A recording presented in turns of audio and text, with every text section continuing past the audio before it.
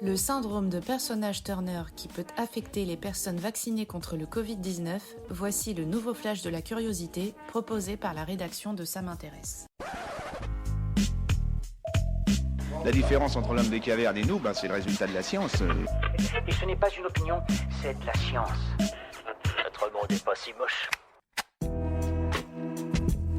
43 cas de syndrome de Personnage-Turner ont été rapportés depuis le début de la vaccination contre le Covid-19 en France, dont 25 confirmés selon les données de l'Agence nationale de sécurité du médicament. Le syndrome de Personnage-Turner est une affection qui provoque une douleur soudaine et intense à l'épaule et au bras, puis une faiblesse musculaire de plus longue durée. Cela concerne généralement un seul côté du corps.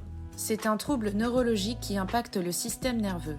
Il peut endommager un réseau de nerfs appelé le plexus brachial. Ce dernier contrôle le mouvement et la sensation dans les épaules et les bras avec des nerfs allant de la colonne vertébrale jusqu'au cou, dans les deux aisselles et le long des bras. Les médecins n'en connaissent pas les causes exactes. Parmi celles existantes, les infections virales ou bactériennes, y compris de rares cas après avoir contracté le Covid-19, une opération, une ponction lombaire, des cellules cancéreuses, des maladies auto-immunes ou encore la vaccination contre la grippe et le Covid. Le syndrome de Personnage-Turner commence généralement par une douleur soudaine et intense à l'épaule et au bras.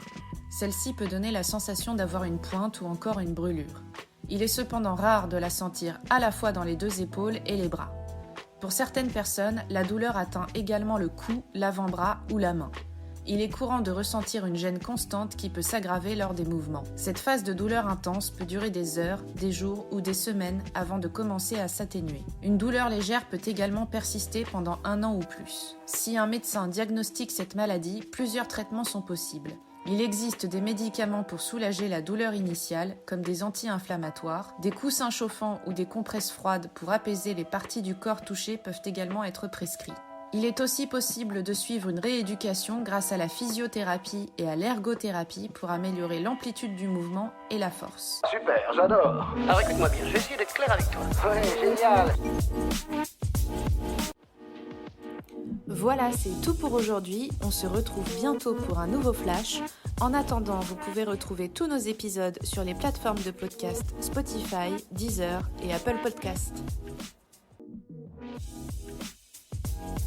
Voilà. Il ne reste plus qu'à vous remercier de votre attention. Au revoir.